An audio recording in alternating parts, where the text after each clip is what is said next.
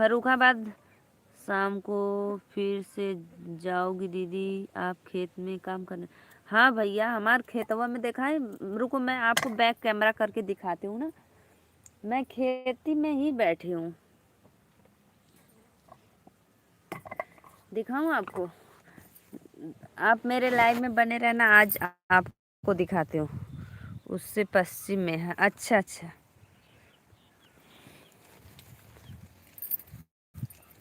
अभी दिखाती हूँ भाई स्लीपर कहाँ है।